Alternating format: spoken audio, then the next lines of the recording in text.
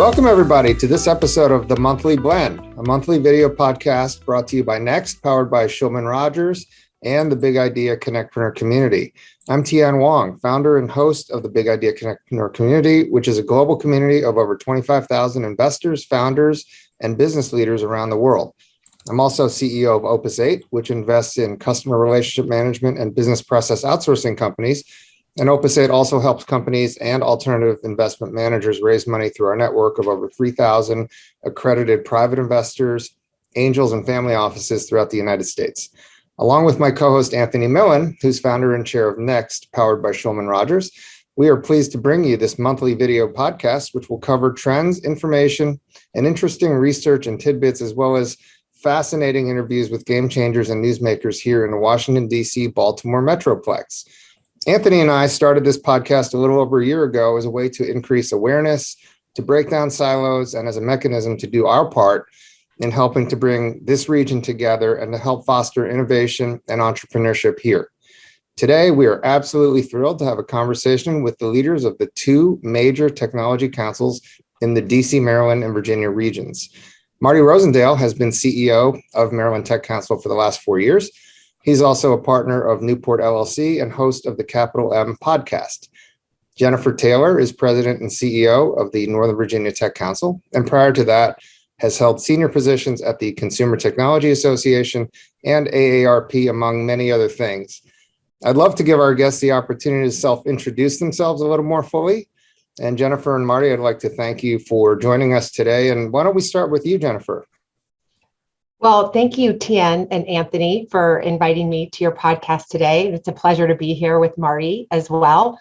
Like you said, my name is Jennifer Taylor. I'm the president and CEO of NVTC.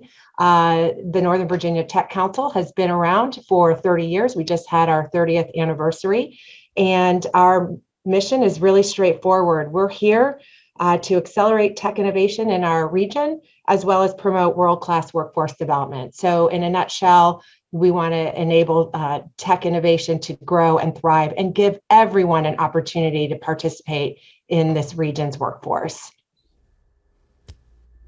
Terrific. Thank you, Jennifer. And Marty, great to see you. Thank you for joining us. Thank you, Tien and Anthony, and good to see both of you. Good to see you, Jennifer, this morning. So as Tien said, I'm Marty Rosendale. I'm the CEO of the Maryland Tech Council. My background, just briefly, I'm an engineer and a microbiologist. I've been CEO of 6 different organizations, 3 of them biotechnology organizations, 2 of them companies that I founded. I'm also a partner with a group called Newport, where I assist other CEOs in their endeavors. And the Maryland Tech Council is the industry trade association in Maryland that represents all of the technology and life science companies throughout the state. Fundamentally, our mission is very simple. Our mission is to help our members succeed, and we do that in a variety of ways. We advocate on their behalf. We provide educational opportunities, networking opportunities to grow the innovation economy in Maryland and throughout the DMV, and work closely with organizations like NVTC and Virginia Bio and others to expand that innovation economy throughout the region. Now I'd like to turn things over to my co-host, Anthony Millin, who's a serial entrepreneur, venture capitalist with a national VC fund, and also one of the nation's leading startup attorneys. Anthony is founder and chair of Next, powered by Shulman Rogers, which is disrupting the way legal services are being delivered with unique fixed price packages to focus. Okay, one more time. It's a little early here, and I've only had. Oh yeah, it is early. I've only had one cup of coffee. All right. Okay, I'm ready. I'll just start with Anthony as founder. Okay. Anthony is founder and chair of Next, powered by Shulman Rogers, which is disrupting the way legal services are being delivered. I also would like to congratulate Anthony and his team for being named Startup Law Firm of the Year by Legal Week. Anthony, take it away. Great. Thank you, Tien, and thank you so much, Jennifer and Marty, for joining us today. The first area I'd like to explore a little bit with you both, and one of the, as Tien mentioned, one of the big things about the monthly blend that we've been working on is really helping to connect different leaders across the region in terms of breaking down silos and connecting the region. And I'd be very interested to hear, as leaders of your respective organizations, the types of impacts you've had and the way you've gone about trying to break silos down and connecting DC, Maryland, and Virginia as a regional force. And maybe, Jennifer, we could start with you. Sure, I'd be happy to answer that question. So Anthony, I joined NBTC a year and 9 months ago. And when I came into the organization, I really took a moment to take a look at why tech councils are important and why NBTC is important to the area. And as Marty said, the Maryland Tech Council, as does the Northern Virginia Tech Council, share many of the same missions and focus areas. So we exist to connect the tech community. We also want to educate the tech community and the full ecosystem, I should say, as well as advocate for them and also celebrate their successes. And one thing I've realized over the years, as I've been working in the area for 30 years, no organization can do this alone. It is absolutely imperative that we have strategic alliances and that we recognize where our strengths are and recognize what we can do together and have greater impact together. So a specific thing that NBTC as well as the Maryland Tech Council has done is Marty and I both serve on the Connected DMV Board of Trustees. It's led by Stu Solomon. So this is an example of where through Stu's leadership and through Connected DMV, we're coming together to harness the capabilities of the and reach of the industry, academia, government, and nonprofit sectors to innovate solutions to address some of our region's most complex problems. So this is an example of how we are all coming together to do just that. And some of the complex problems that we're going to talk about is addressing the region's skills gap, making sure we provide value to entrepreneurs and startups so that they can be successful. It's really important that strong economic regions have tech councils to bring the community together. And under my leadership, I am a big proponent of working with other organizations, and we're just getting started. Marty and I have had conversations about co-promoting our events and down the road hosting an event together. So I just wanted to share that as an example of how we are embracing and trying to promote the holistic region collectively. That's very exciting to hear, just the kinds of collaborations that are happening. And like you said, it's just starting. So we have a lot to look forward to as you work towards increasing that. Marty, what are some of the things from Maryland Tech Council that you and your organization have done to try to connect DMV as a regional force? I think there's a number of things, Anthony. First of all, I want to reiterate something that Jennifer said, which is in relation to Connected DMV. That is a group that has come together and done a very good job convening leaders throughout the DMV to address some of the issues and the challenges that we have. I think historically this region has been somewhat fragmented. When Jennifer came on board, she and I had a couple early conversations. This was just before the pandemic hit. That seems like it was 5 or 6 years ago. I know it wasn't quite that long ago. But we talked about the fact that many of us are relatively new in our positions, which means we don't carry the baggage that our predecessors carried. That allows us to think, I think, a little bit more openly about the opportunity to get together to collaborate. And at the Maryland Tech Council, and I suspect Jennifer feels the same way, we view ourselves as a convening authority on specific topics. Part of our job is to bring organizations together. Later today, I have the privilege of sitting down in a fireside chat with Jonathan Hollyfield, who wrote the book, The New Economy and Inclusive Competitiveness. And in that book, and I recommend it to anybody who's interested in inclusivity and diversity to read that book, he talks about keeping it simple. And with respect to this kind of bringing people together, he uses an acronym AOL. It stands for Aggregate, Organize, and Leverage. And we look at this when we have a project, like say a workforce project, whether it's cybersecurity or life sciences. The first step is to aggregate all the involved parties, the academic institutions, the government institutions, the industry organizations, bring them together and then organize into a cohesive unit to talk about the challenge. And then from there, once you've got that, leverage it. And we've been able to do that quite effectively. You may have heard about the launch of our BioHub, keeping in mind that we represent both life sciences and tech companies in Maryland. Well, we brought together, when we realized that there was a significant workforce challenge in Maryland, as well as a challenge with respect to lab space and other things, we were able to bring together, aggregate the academic institutions, the government institutions, the industry, and come up with a plan, organize into a plan and a process to take this forward and resolve these issues. That allowed us to leverage that, and we were able to raise $5 million in funding, seed funding, to kick this program off. That's the kind of thing that we're focused on when we look at growth, when we look at disfragmenting or defragmenting the region and bringing together organizations and breaking down some of those silos throughout the region.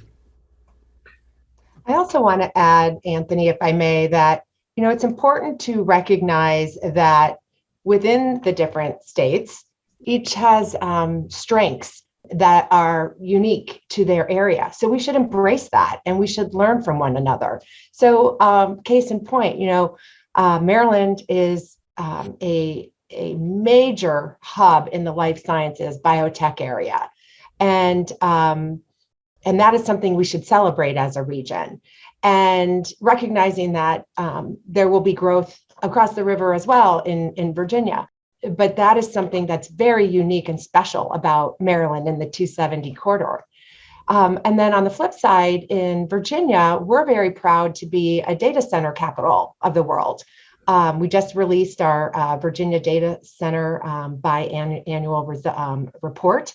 And we're really pleased that the Loudoun County area attracts very many data centers. It supports thousands of jobs, over 45,000 jobs, and it produces over 3.6 billion in labor income, and it just has a tremendous financial economic output for the Commonwealth. And so I just point that out, that we should celebrate the successes around the Beltway and in DC, and recognize where we're really strong and how can we share best practices and learning across different sectors and verticals within the tech ecosystem. Yeah, Jennifer and I are doing our best to cut down all the razor wire that lines the river that keeps people from crossing. Exactly. But that is really great, because there is these different focuses and tremendous synergies in terms of the underlying businesses and ecosystems that together make such a powerful force. Mm-hmm. On the region, as we're talking about the region, if you were each going to be kind of doing a SWOT analysis, the strengths, the weaknesses, the opportunities, and the threats of our region as a regional hub, with a particular focus around capital and talent and companies and the startup ecosystem. We'd be very interested to hear, just from the different positions you have and the view that you have looking at the region as a whole, where you see some of those strengths and weaknesses and opportunities and threats. And maybe this time, Marty, we could start with you, and then we'll go over to Jennifer. Sure, I'm happy to. Well, first I want to say that many of our challenges are born out of growing pains. This region has been growing dramatically, over the last decade. We've exhausted our workforce in almost every way. Workforce has become a big issue for everybody. It doesn't matter whether you're the local grocery store or you're the local cybersecurity firm that's trying to protect the world.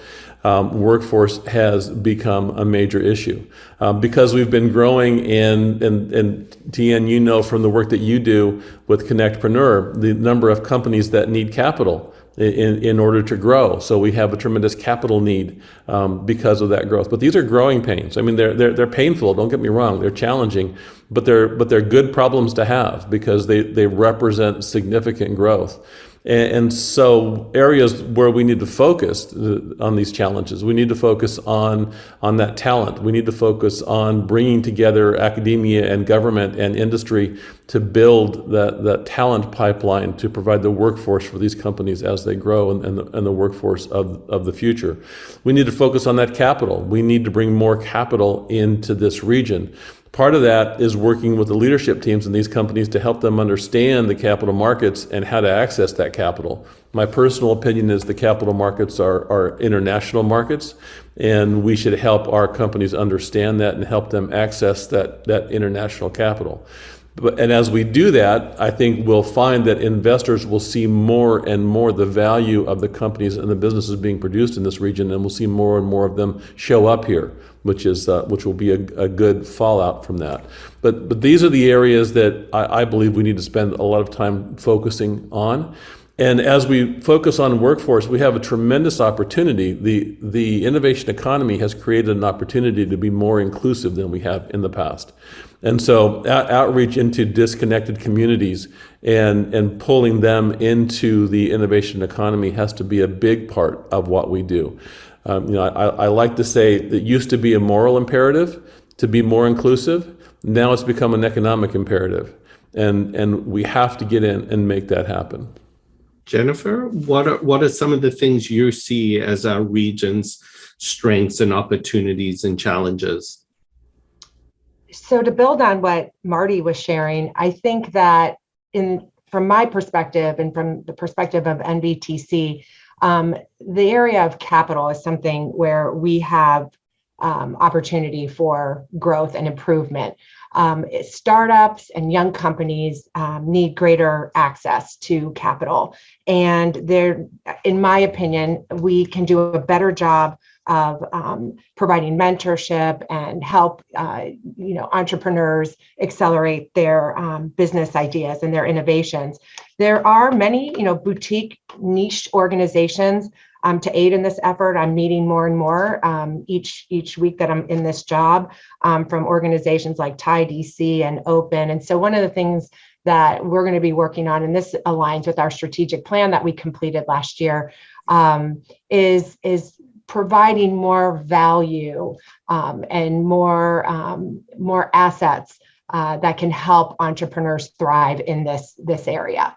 So that's an area we're going to be focusing on. So I think accessing capital for smaller businesses is an opportunity, and this is where tech councils can aid in that effort. And again, not build something from scratch if we can leverage partnerships and relationships with organizations who are already doing this successfully.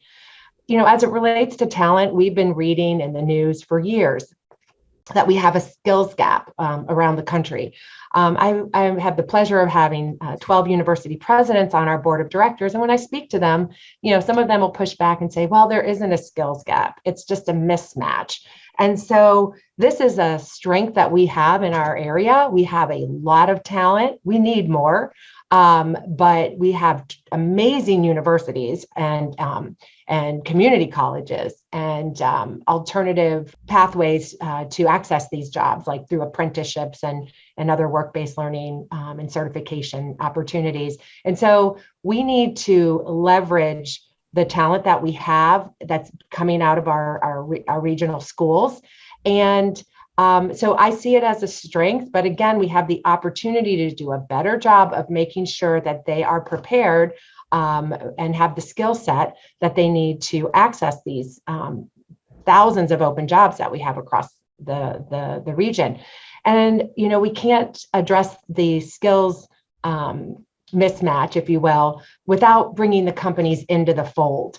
And so again, here's another opportunity. In today's world, companies have to inform our educators what are the specific skills that they need for their specific companies. We are starting to see we're seeing real examples of companies. I'll point on Deltec, for example, here in Northern Virginia. They have a scholarship program. They've just announced it. They're working with Mason University, and they're going to be, collaborating with Mason on the specific, types of skills that they need to fill their open jobs. Accenture is doing this. There's just so many examples of this happening across the area. So today, companies have to reach out and inform educators what are the skills, what is the curriculum that needs to be taught. We're seeing this with the Virginia Tech Innovation Campus. There's many examples, but they can't just sit on the sidelines and think and wait for the talent to just come their way. They also need to brand themselves. A lot of the government contractors, for example, they need to brand themselves and communicate that they have just as meaningful jobs as, the tech companies that we see in the consumer-facing world. So a lot of young people may not know about what these government contractors do, as an example, and that there are very exciting job opportunities for them. And it's not just the tech companies, it's also the service providers and the law firms and the big four. In general, all companies are tech companies, because it's imperative that we're digitally transforming and that we are focused on cybersecurity now more than ever. And so there are tech jobs, even in in companies that are not perceived as tech companies. So it's really imperative that our companies also are engaging in this conversation. And I'm seeing great momentum here, but there's still a lot more to do. Yeah, if I could add on that, Anthony, what Jennifer's saying is so critical. Historically, the academic institutions haven't been incentivized to produce graduates that get jobs. They've been incentivized to produce advanced degrees. And so they let the professors teach whatever the professors are interested in teaching. If you look across the country at organizations that have come together and created curriculum that was led by industry, those organizations have a 100% higher rate of their graduates.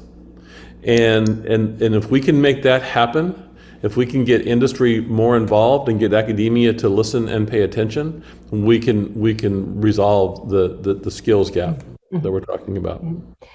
And the other thing I wanted to share was when you drive, in like from my perspective, when I'm driving, to the airport, National Airport, and I'm passing through Roslyn, if you look up on to the skyline, you'll see Darden, Virginia, University of Virginia, Darden is now right here in Roslyn. Northeastern University is coming to Northern Virginia. I believe Kellogg, I saw up on the top of a building from Northwestern. So many universities that have a home base in other areas are coming to our region to provide educational opportunities for people. So that speaks volumes. And I think it's an exciting time for our region because educators want to get involved. And as Marty said, I'm starting to see universities, share their key metrics, not just on the number of students that have matriculated, but what types of jobs they have, what their salaries are. Those are data points now that are going to be very meaningful to our future students. And the other thing that's super important is that these schools make sure that they have widened their opportunities so that more people can attend their schools and get the degrees and the certifications that they need. Schools need to be more inclusive and not exclusive. And unfortunately, in the past, schools have promoted their small, enrollment or acceptance percentage as a feature. And schools like Mason are turning that upside down and saying, no, we welcome everyone. We celebrate the diversity of our school. Like Mason is the most diverse school in our Commonwealth, and so those are messages that are very important for our academic partners and universities in the area. Yeah, it's great to see the evolution around these universities and education, and around the needs that you're describing in terms of the types of skill sets that are required in the kind of the new future of work and the new world that we're entering, and seeing that evolve in our region. The last thing I'll ask just in this segment is, if you kind of fast forward 5 years, how would you like to see this region described? You know, as we looking at our region, and you've talked about a lot of things that are important to do, but if you could kind of go forward 5 years and say, this is how, as we look around the country at these key regions in the country, how we would like our local region to be viewed and described. I would kind of just love to hear this kind of future vision of where you'd like to see us sitting at that point in time. So 5 years from now, Anthony, I see a lot happening between now and then. We already have the largest cybersecurity cluster in the world in this region. Jennifer pointed out we have one of the largest, most sophisticated life science clusters. We're building what likely will become the world's largest and best quantum computing cluster in this region. Those are all going to be part of that description of what we look like 5 years from now. But on top of that, we currently have one of the most diverse populations in the country. And I think that's been driven by a number of things. Proximity to the government has made us an international community. And so we've got this amazing diversity throughout the region. And our job now is to be more inclusive. And so I would like part of that description 5 years from now to be that we are not only the most diverse population in the country, but we are the most inclusive, because that inclusivity will make our companies more competitive in world markets. And that's going to be critical going forward. And Anthony, I would like to say that in 5 years, I would like us to regroup and say that the National Capital Region has truly become the most vibrant and collaborative tech community in the world. And to do that, we need to have an innovation destination that we're working towards. So that means really investing in our workforce to fill these jobs so that our companies can grow and thrive and have positive impact. We need to continue to focus on economic growth and encourage and support organizations from startups to our large organizations to continue to innovate and develop smarter and better ways of doing things, whether it's in the workforce or in our education sector. And then community, we need to work together so that we are a place where people feel welcome and where people enjoy working, learning, living. That's what I'd like to see in 5 years. And what separates our region from any other tech region in the world is that we have our federal government right here at our core, and they are the largest purchaser of tech products and services. And we are very blessed to have them at our core, our federal government, because it fuels our regional economy. And many of our organizations in the Maryland Tech Council and the Northern Virginia Tech Council are working in an effort to enable us to have national security. And whether it's in the life sciences area, or whether it's in cyber, or whether it's in data analytics, digital transformation, our region is very unique. And it's something we should celebrate, and it's something that we should welcome others to come and join and participate in. Great. Well, thank you. That's a lot for all of us to aspire to, and will be exciting to see how we all kind of move forward over the next 5 years. With that, Tien, I'm going to hand it back to you.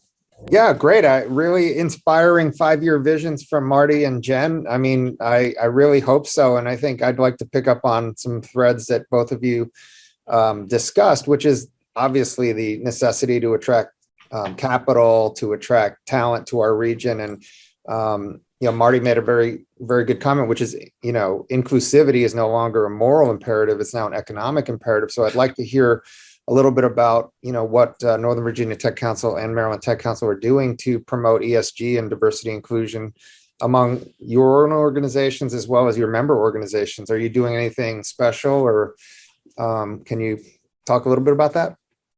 Well, I absolutely can. I know Marty's definitely prioritizing diversity, equity, and inclusion, as we are at MVTC. It is one of our 4 key strategic pillars.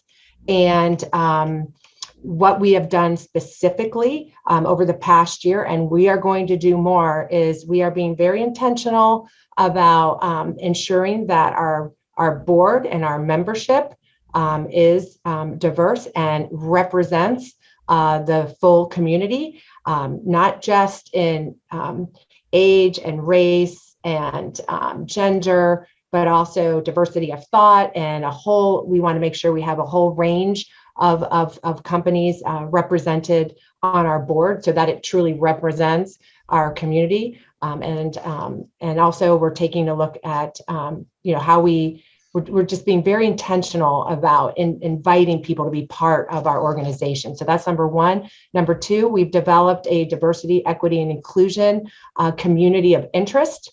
So this is a peer-to-peer group where many of our members come and share best practices. We're just getting started there. We've had a number of great events and conversations and education opportunities there, but we intend to amplify that even further. So those are just 2 examples. But at the core, as we all know, the more diverse your workforces are, you're going to get more perspectives, you're going to reduce your chance for risk, you're going to learn more. And quite frankly, I like to work with people who aren't like me. I like to learn other things. I don't want a bunch of people working around me that are just like me, because then I'm not going to grow and develop and learn new things. So it's something that is very important to us as an organization, and it's something we're going to be very intentional about focusing on.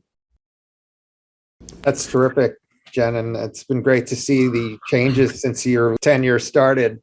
How about you, Marty? Sure.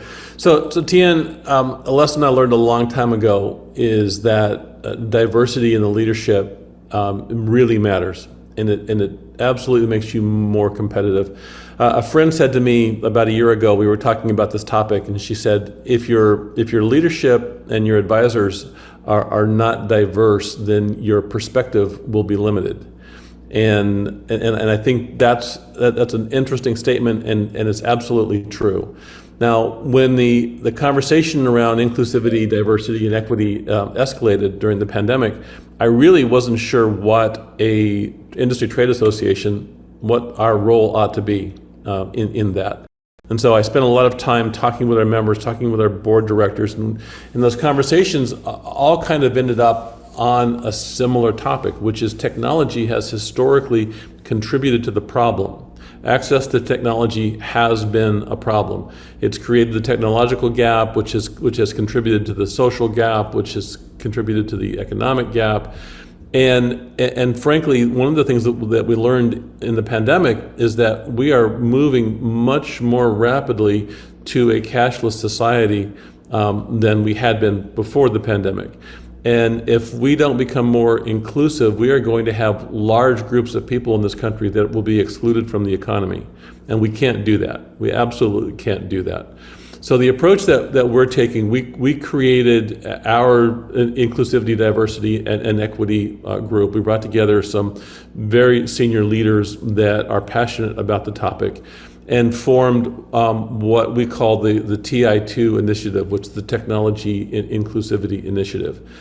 And the focus here is multiple. One part of the focus is how do we help the tech workforce become more diverse and inclusive? What can we do to drive that? How do we become more inclusive with respect to disconnected communities throughout the state and throughout the region? But also, how do we identify and promote technologies that are going to reverse this trend of technology being a part of the problem? How do we identify and promote technologies that are going to improve inclusivity and improve equity? And so through that, we've identified a handful of companies so far, the Black Brain Trust in Baltimore, Mindstand, a handful of others that are developing technologies that will improve inclusivity and equity. And then we're taking some of those tools and we're pointing them at ourselves. We're working with the Black Brain Trust and their EquiScore BI product to take a look at our board to make sure that we're being inclusive, because we want to make sure that our board feels like we're being inclusive and we're listening to their opinions, we're including their points of view. And so we're pointing some of those tools directly at ourselves to see if we can, how we can improve our own organization in this process as well. So those are the approaches that we're taking. Again, I believe strongly that inclusivity, diversity creates a competitive advantage, and it will create a competitive advantage for the entire region. Terrific. Well, thank you for that. Oh, go ahead, Jen.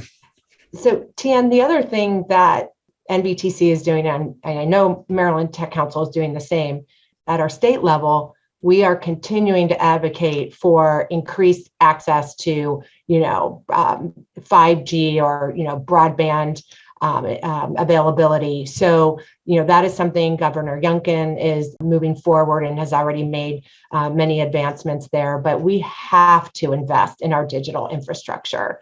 It's just absolutely imperative because if everyone is engaged, we're going to do better at the state level. We're going to do better with our national economy, getting more people engaged.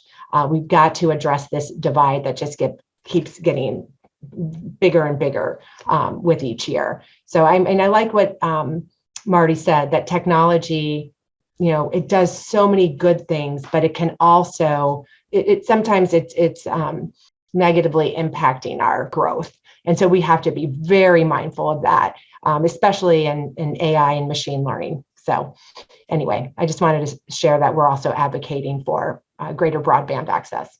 Oh, that's terrific. Thank you for that.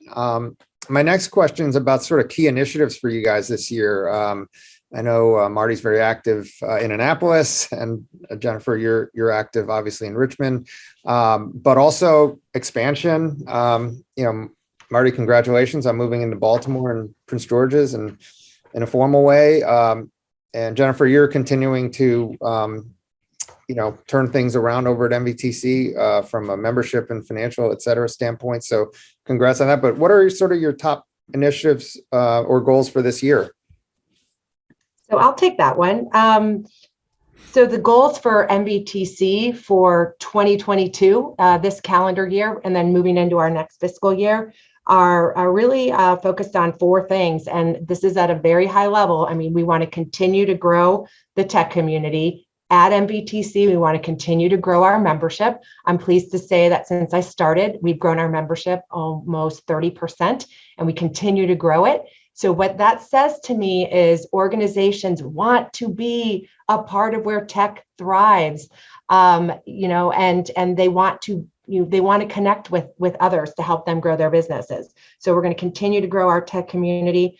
We're going to help our members infuse the next generation of talent into their workforce, and we're going to embed DE&I best practices within the fabric of our community. We're being very intentional with our board, starting there. I've done assessments of the breakout of how our board makeup looks, and we are being intentional when we nominate new leaders to participate in our board to make sure that we are reflective of our tech community. So that's exciting. And we're also going to continue to evolve and modernize in anticipation for the future. So for NVTC, since I've come on board, I've prioritized making sure we're member-centric. We as a council are here to support our members. That is our main purpose, and that is explicitly stated in our bylaws. So we'll never lose sight of that. That is our core value, to serve our members. And then from an operational perspective, we're a tech council. I'm introducing as many digital SaaS platform tools as we can, because if I can automate things, then I can free up my team to be forward facing and to serve our members. So we've already done a number of things, but for 2022, the next thing we're really going to focus on is our digital experience. We're going to reboot our website, make it easy for people to join, make it easy for people to connect, and make it easy for people to sign up for our events. And the last thing I'll just share is we're going to continue to have more events, a lot of them virtual, and they're free for anyone to attend. So I welcome anyone across the country to come and listen to our speakers. We've got some great keynotes coming up. Terrific.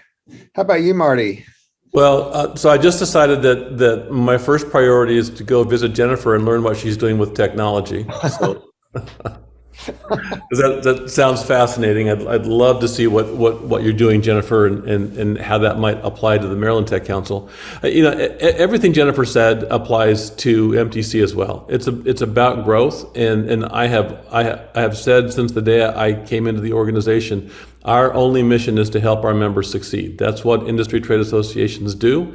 And we do that through a lot of ways. And growth of the organization is important because that gives us leverage.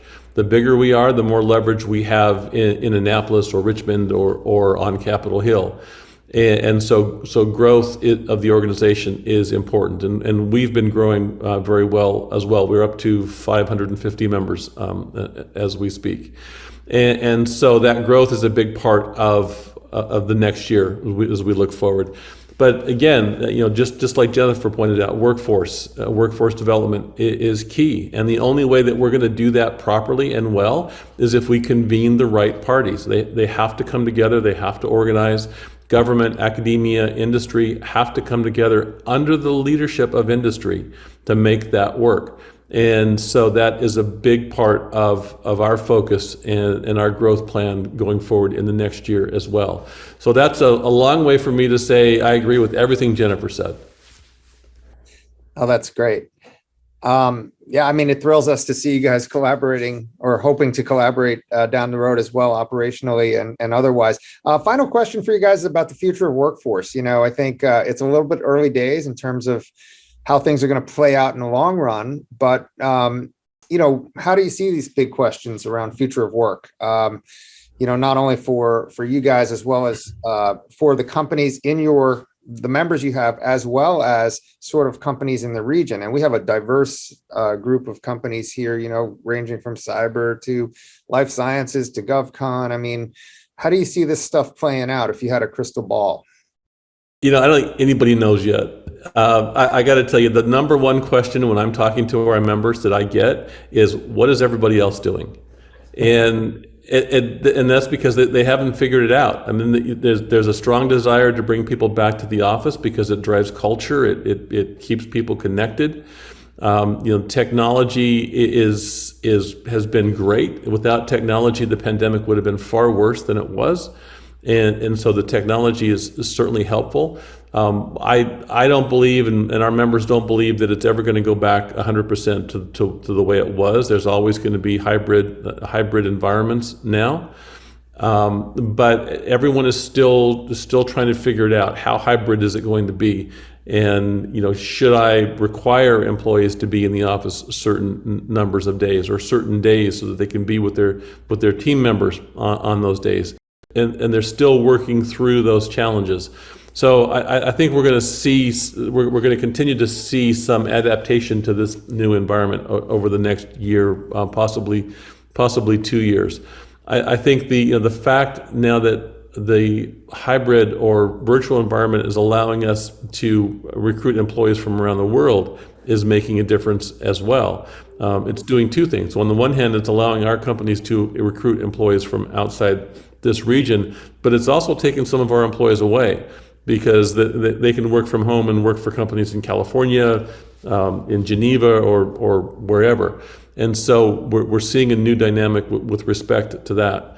And the last thing that I'll say is we've got companies now moving into the metaverse. And that's a whole new thing that we're trying to figure out.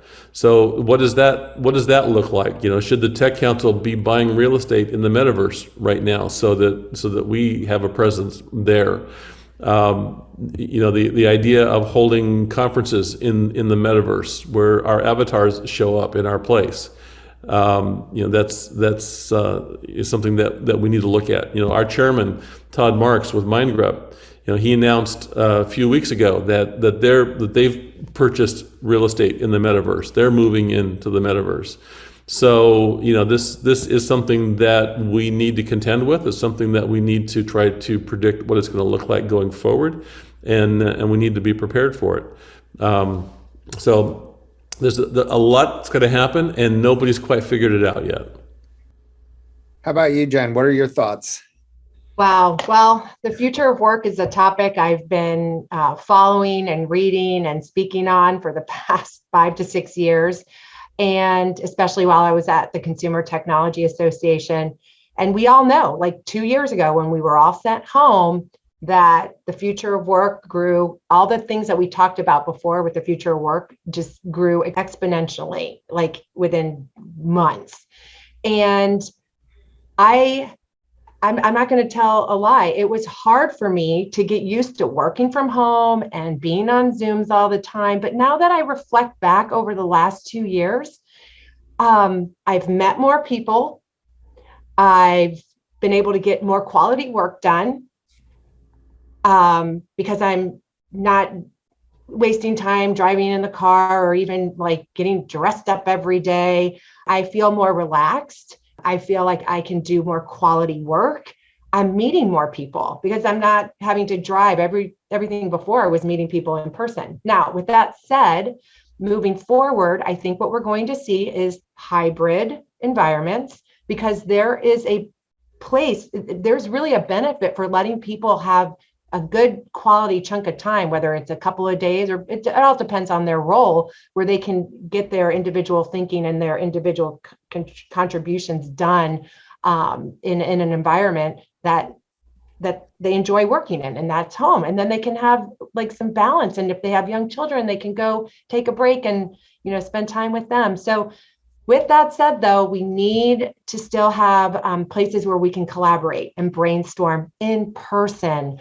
Those serendipitous conversations and ideas that come out from being in person are so valuable. So I think we're going to see a hybrid, and I think it's going to be based on each company and what they want to do and what type of business they're in. And the last thing I'm just going to share is that I think now with the future of work, what I'm hearing companies do, and I'm trying to do this as the leader of MBTC, is really look at our employees as human beings. How do they show up at work every day? I show up, and I'm going to have this conversation with my team. When Jennifer shows up on Zoom, I'm first showing up as a mom of 2 boys and a husband who likes to sail. And I like to spend time exercising. And if I don't share my true self with my team, and if others don't do the same, then they're not going to feel comfortable. And I think the more comfortable we make people feel, and here we go back to the inclusivity and the diversity, let people show up as their real selves. And I think you're going to have better team building. So that's just a little thought bubble. Fantastic. Love that. Well, I mean, thank you guys so much for joining us today. And I'd like to turn things over to Anthony, who will close out. Anthony.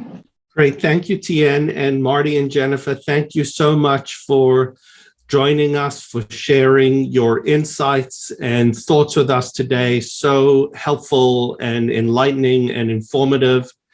I also want to thank both of you just for your leadership in our region and what you're doing both within your organizations and outside of your organizations to drive forward the region and the ecosystem in DC, Virginia, and Maryland. And again, thank you so much for joining us today. My pleasure. Tien, Anthony, thank you. And Jennifer, it's always good to see you. Yeah, my pleasure. Such a pleasure to be with you all today. Thank you, guys.